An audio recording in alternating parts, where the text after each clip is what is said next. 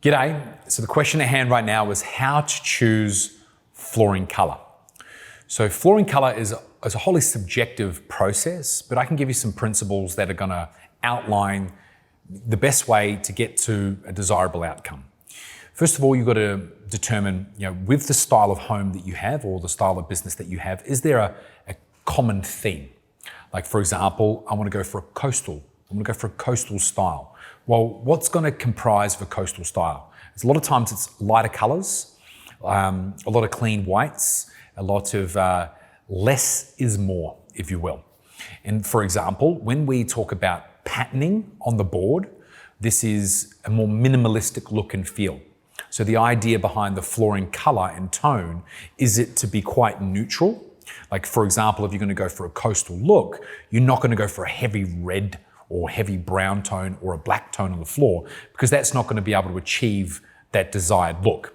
Say, for example, we've got a color tone called Tasmanian Oak, and Tasmanian Oak, it's not a direct, real interpretation of true Tasmanian Oak. It's just an impression of it that is supposed to adhere to a more minimalistic guideline. So when you're trying to go for something more clean cut, more minimalistic, more coastal, go for less is more. So a grain and a color tone that, especially as well with the coastal look, there's a lot of little timber accents that will then add into the overarching collection. Like if you go for a very strong timber grain on the floor, the other elements of timber within the home start to clash. So that's why you're trying to pick something quite neutral on the floor, offset it with a clean white wall.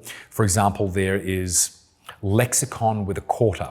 Lexicon with a quarter white is like the crispest, cleanest white that you ever come across. It's because it's got a quarter black fleck in it, it slightly cools the color down. It doesn't like go warm, like fully warm, slightly cools it down. But this gives it like this crispness about it, and it gives it a much more elegant sort of feel. So that's kind of like an overarching view on like a coastal, more minimalistic, clean look. But for example, like that's not every home. Like if you're looking for a more rustic feel, something a bit more, how can I say, a little bit of a more of a mix match of different furnishings as well, I would generally recommend something with a bit more grain, a bit more pattern, a bit more variation in it to give that sort of rustic feel, like one of the spotted gum tones or the natural oak tones. That's going to give you something that is going to more fulfill that more rustic feel. That's generally more people will go for a spotted gum or a black butt because it's the great in between it. It can be dressed up and be more minimalistic with other things in the environment, or it can be put together with a bit of a mismatch of different furnishings that's still going to be bread and butter, that's still going to work so well. So when we are talking about color tones and variations as well, like if you have the opportunity to come up with a color palette and really go for, like, you're going to match in your bench tops, you're going to match in your color tone, you're going to match in other different cabinetry and stuff like that, start with the floor.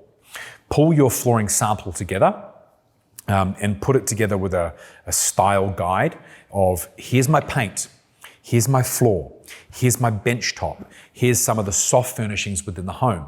And if it complements each other through continuity, and the best way that I can look at this here, and the best analogy is that, like, say if someone puts an outfit together, like my wife is exceptional at this, she'll have something, and I won't realize she's doing it, she'll have like an earring that will match into a belt that will tie into her shoe, and that lets you link the outfit together with continuity. And then she could have like a high-low effect, so she might have like a designer pair of jeans on but have like a Kmart top on, so it's like a really high-low, like, in a sense like that. So link it together from the ears to the belt to the shoes, and then have something stylish and then something casual, mix it all together. So the same rules apply for your home and your design. So mixing and matching with like that high-low effect, and then underpin it with some really nice tones that come together, lets you offset the property and really how your subjective look on what you believe style is, because it's all individual.